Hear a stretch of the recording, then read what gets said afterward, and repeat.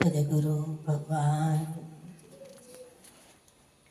શ્રી કૃષ્ણ ભગવાન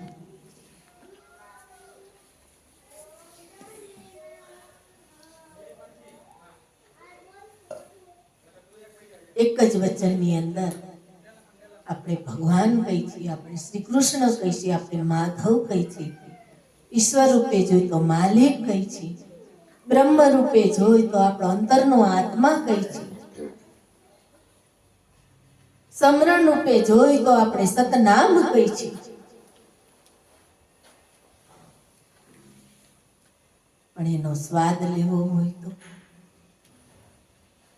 સાકર સાકર તો બધાય કરે, પણ એ સાકરનો સ્વાદ લેવો છે આપણે, એ સાકર કેવી છે તો બીજાની જીભ ઉપર આવી જાય ને એ આપણને એમ કે સાકર તો બહુ મીઠી છે, સ્વાદવાળી છે, તો શું આપણને સ્વાદ આવી જાય છે ભાઈઓ?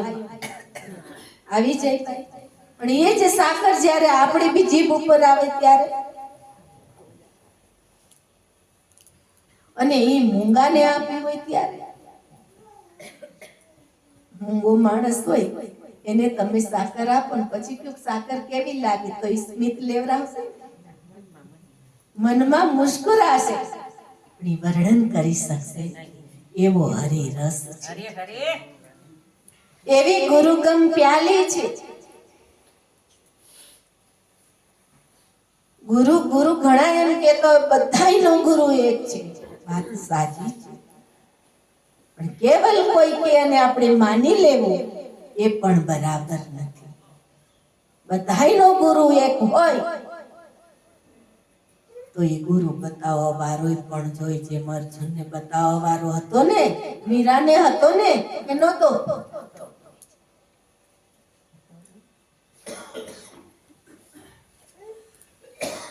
નારદજી હતા, હતો ને કે નહોતો?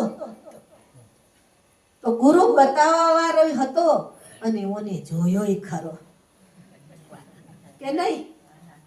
એના વચન પડ્યા છે શાસ્ત્રની. બંધ થઈ ગયું કેમ એમ થાય છે?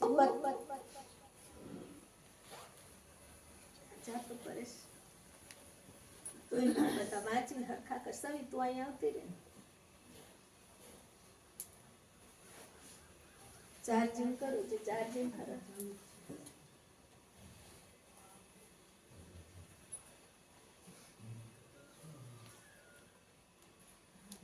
આખા વિશ્વનો ગુરુ એક છે. અહીંયા હવે કઈ અહીંયા કરવાની જરૂર નથી સર, એક વાર હરખું કરી નાખો. ચાર્જ બરાબર થાય છે, નીચે છેડા બરાબર છે.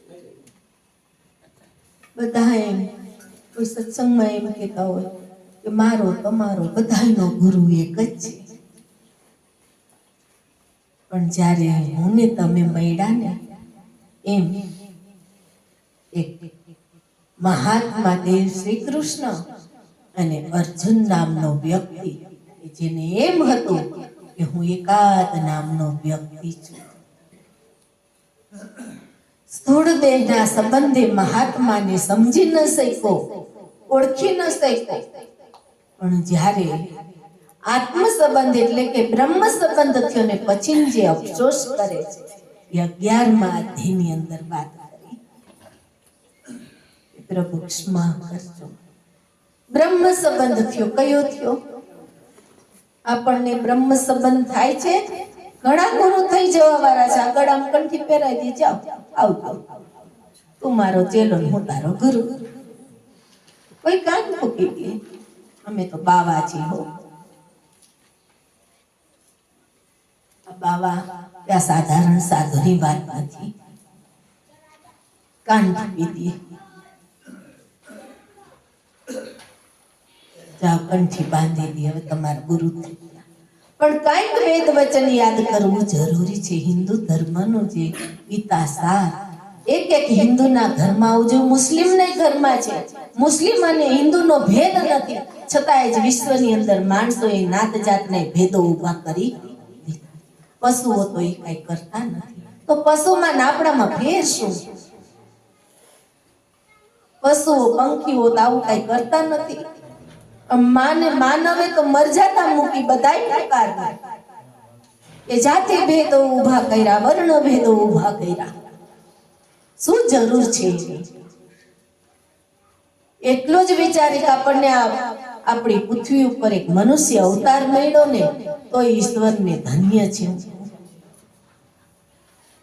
પૂર્વના કર્મને લઈને કોઈ સંજોગ એવો થયો હશે હરિગુરુ સંતનો તો જ આ અવતાર હોય અમને એટલો અનુભવ થાય. નતર આ જન્મ મેળવવો ને બહુ અઘરી વાત છે. કંઈક સુકૃત કર્મ હશે, ક્યાંક પુણ્ય હશે, પણ એ પુણ્ય એવા હશે સાધારણ પુણ્ય મનુષ્ય અવતાર મળતો નથી.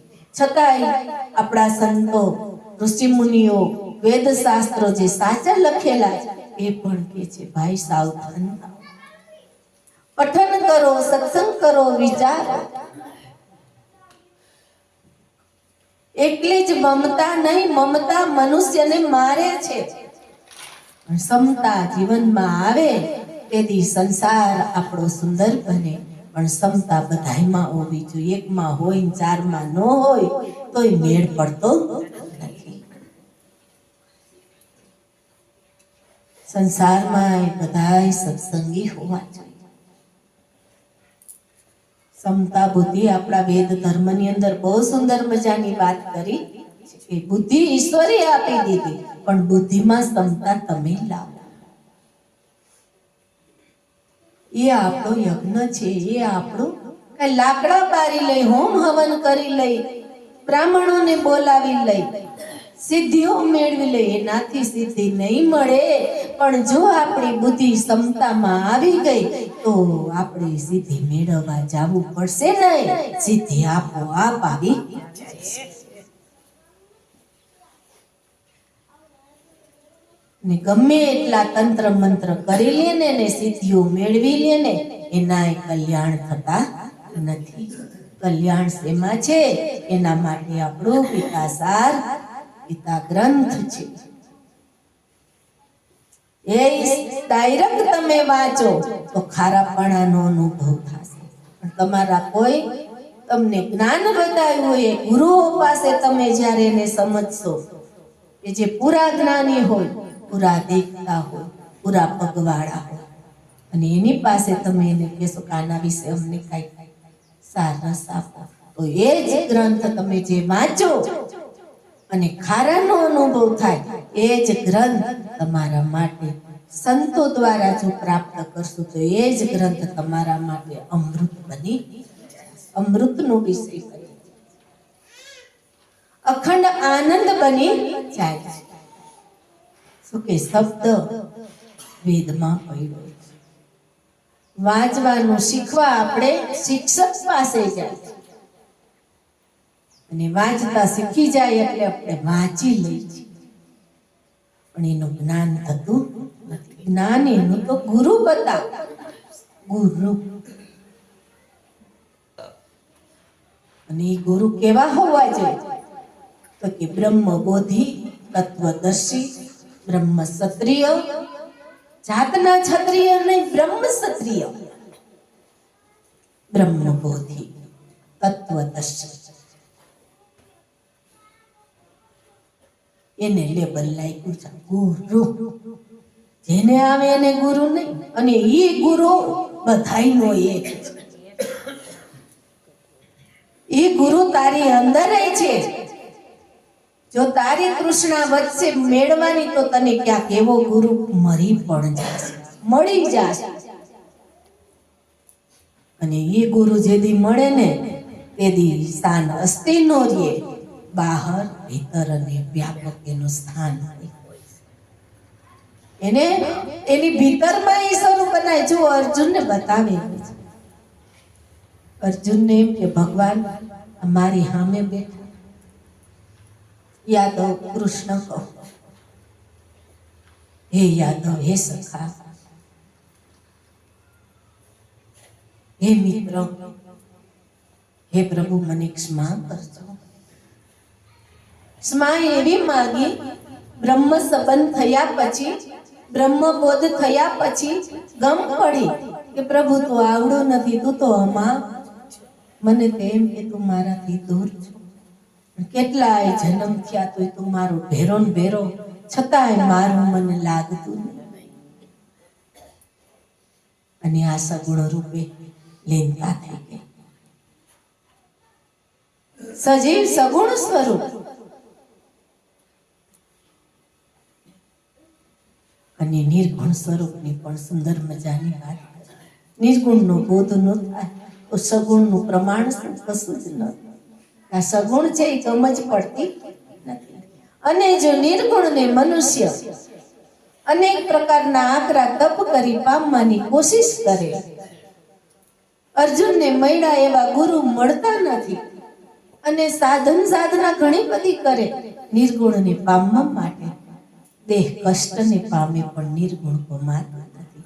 પણ જો અર્જુનને મળ્યા એવા માલને આપણને મળી જાય છે, તેથી કષ્ટ વેઠવું નથી પડતું, પણ આપોઆપ જણાઈ જાય છે. અને એવો જણાવી દે છે. અને પછી એના માટે નિર્ગુણ અને સગુણ બે એક બની પુરુષોત્તમનું દર્શન થાય છે. પૂર્ણ પુરુષોત્તમ પરિબ્રહ્મ પરમાત્મા આ પ્રાપ્તિ. એટલા માટે કીધું ભગવાને ગીતા ગ્રંથની અંદર કે જ્ઞાન કયું પદાર્થનું નહીં, વિજ્ઞાન સહિત અનુભવ જ્ઞાન કહ્યું તો કે જીવ, ઈશ્વર અને માયા. જીવ, ઈશ્વર અને માયા, આ ત્રિપુટીનું જ્ઞાન. અને ચોથું પદ અવિનાશી, એનું તારે ભજન કરવું પડશે. ત્યારે તારી કાયા પાવન થશે, ત્યારે તારા શ્વાસા સ્મરણ કરશે, ત્યારે એક એક તારો શ્વાસ જીવિત છે. નતર 21,600 શ્વાસા સંસારમાં રહી તારા શ્વાસા એક એક મરેલા છે, જીવિત